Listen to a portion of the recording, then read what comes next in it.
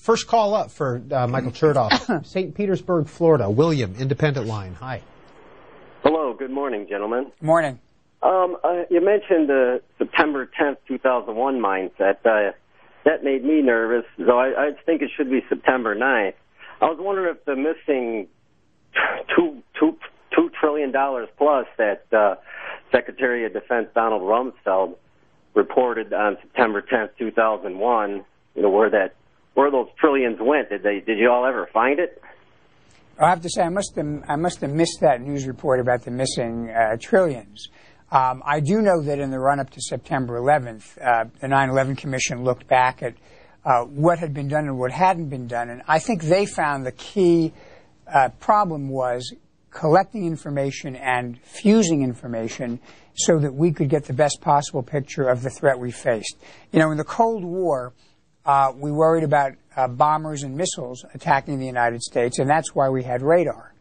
In the war involving terrorists, we don't have radar that's going to detect bombs and missiles that are going to prevent attacks. What we have is intelligence, and the ability to gather and analyze and integrate all that intelligence is the principal way in which we protect ourselves. Your predecessor, Tom Ridge. And now Mark in Gwen, Michigan. You got your volume down, I know, and you can go ahead with your question for Secretary Chertoff. Yes, hello, Mr. Chertoff. Hello, Mark. I wanted to let you know that I called the Department of Homeland Security and was trying to give them information. They connected me with the FBI, and as soon as I mentioned the wealthy elite, they cut me off. I called back the Department of Homeland Security and asked them, I'm trying to get the Department of Homeland Security some very important information. They connected me back to the FBI. Mark, what is that important information? What is that important information? That important information is called the wealthy elite. We have overwhelming evidence to prove that these people have taken control of the United States federal government. They are the ones that attacked us on 9/11. So, Mr. Chertoff, if that man has information he wants to share, where would you recommend he send him? Well, I think they did the right thing. They sent him to the FBI. If someone wants to allege a crime or a threat, usually the FBI is the first respondent, and they have to evaluate whether they think there's any actual evidence to proceed. But normally the FBI is very responsive if there's a serious, credible piece of information.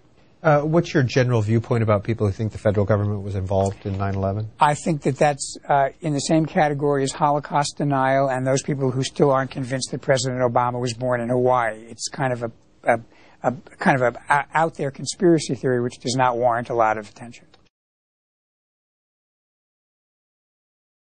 Mandy in New Orleans, you're on with Michael Chertoff. Please go ahead. Yes, thank you.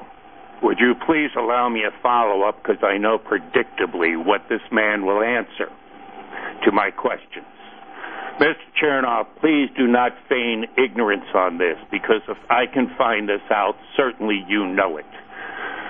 Recently, 6 of the 10 9/11 commissioners have stated publicly that the 9/11 Commission was hogwashed, that it was set up to fail, and it was a whitewash.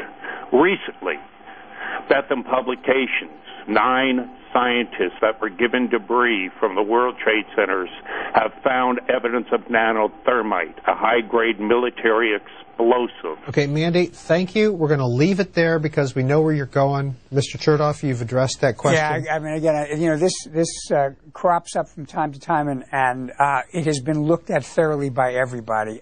Frankly, you have people who witnessed the planes going into the buildings. I mean, it's. I have to say, it's like Holocaust denial, and the people who believe the president was not born in Hawaii. It's just a myth. Orlando, Florida. Nelson, Democrat. Hi. Whoop. Nelson is gone, it appears, and we will move on to Hayesville, Georgia. Clyde, Independent. Yes. Good morning. Good morning, Peter. Mr. Chertoff. Morning. Excuse me. I have 33 years in the military, 5 years working for the Department of Defense, and to this day I still see the cover-up on 9/11. We know that Abel Danger, which infiltrated the terrorist activities, had photographs of the terrorists, knew that they had a plan to attack targets, and a report went forward, said on either Clinton's desk, I believe it was 98, 99, or Jamie Gorelick's desk, and it was never acted on. You write in your book about you call this a generational challenge. Unquestionably, the threats we face constitute a generational challenge to our nation. What do you mean by that?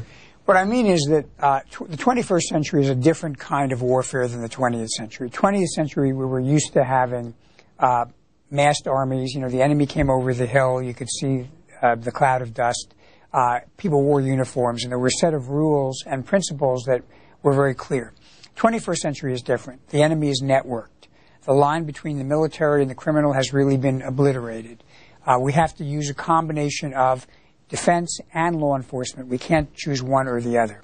So we're facing a new kind of warfare.